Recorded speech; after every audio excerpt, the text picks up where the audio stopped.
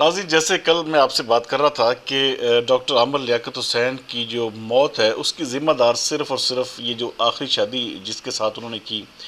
صرف وہی لڑکی ہے۔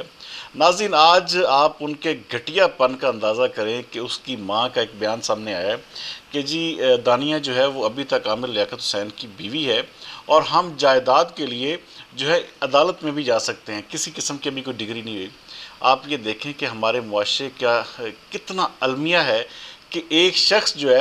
جس کی وجہ سے موت ہوئی، اور وہ شخص جو تھا وہ اس سے شادی باقاعدہ کر کے اس نے ایک عذاب خریدا، اور وہ آخر کار اس کو ایک نفسیاتی مریض بنا دیا، اس کی اس حد تک کردار کشی کی کہ اس کی انتہائی گھٹیا قسم کی ویڈیوز جو تھیں وہ تک ریلیز کر دی۔ اور یہ اب عورت جو ہے وہ اب دیکھیں، میں آپ سے جو بات کر رہا تھا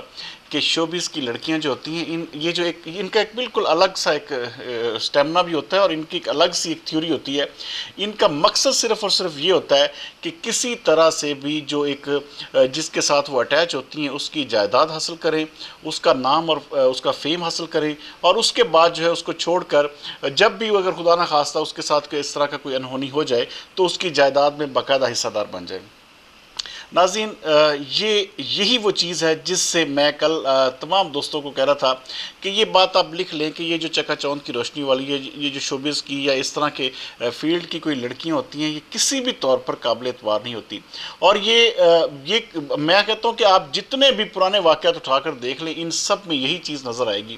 لیکن ناظرین، اس حوالے سے تمام سوشل میڈیا کو اس حوالے سے آواز اٹھانی ہوگی، کیونکہ اس کا کوئی دور دور تک بھی، میں کہتا ہوں کہ اس حوالے سے کسی بھی طرح کی کوئی ایسا ایویڈنس، کوئی ایسی چیز اب باقی نہیں بچی کہ یہ ڈاکٹر عامر لیاقت حسین ہیں، ان کی جو موت ہے اس کی ذمہ داری صرف اور صرف اسی ایک لڑکی پر منتج ہوتی ہے۔ اس لڑکی نے نہ صرف اس شخص کو پاگل بنایا، بلکہ اس حد تک چلی گئی کہ اس کی ویڈیوز، اس کے بہت سارا ایسا مواد جو کہ میں کہتا ہوں کہ شرعی طور پر بھی زیب نہیں دیتا، اس کو نہ صرف وائرل کیا بلکہ اس شخص کو گھر سے نکلنے کی جگہ بھی نہیں چھوڑا۔ یہ ناظرین ایک ایسی چیز ہے جس کو میں کہتا ہوں کہ یہ ان لوگوں کو لگام ڈالنی چاہیے، اور اس کے اوپر اگر میرے خیال میں کوئی اگر انصاف کرنے والا ملک ہوتا تو اب تک اس دانیہ نامی لڑکی پر اس حوالے سے ایف آئی آر ہو چکی ہوتی، اور باقاعدہ اس کو گرفتار کر لیا جاتا، جس کی وجہ سے ڈاکٹر عامر لیاقت جیسا شخص جو ہے اس حال کو پہنچا اور اس کی موت واقع ہوئی۔ اور چاہے جائے کہ وہ خودکشی ہے یا اس کی کوئی وجہ اور بھی ہو سکتی ہے، لیکن ناظرین اس سب کے پیچھے اسی خاندان کا ہاتھ ہے، جو اب یہ کلیم کر رہا ہے کہ ہم جی اگر خدا نہ خواستہ جی ہمیں جائیداد میں حصہ نہ دیا گیا تو ہم جو ہے وہ اس کے اوپر عدالت میں جائیں گے۔ کتنا ڈھیٹ پن ہے ناظرین ہمارے یہ اس طرح کے رویے کا۔ میں کہتا ہوں کہ کوئی انسان اگر گر سکتا ہے تو شاید اتنا نہ گرے جس حد تک یہ عورت اور یہ خاندان جو گر رہا ہے صرف اور صرف جائیداد حاصل کرنے کے لیے کہ جی ابھی تک ہمارا نکاح جو ہے اسی طرح قائم ہے، کسی جج کی طرف سے کوئی ڈگری نہیں ہوئی۔ او بھائی، ہوش کے ناخن لو، تم نے تو اس شخص کو اس حال تک پہنچایا،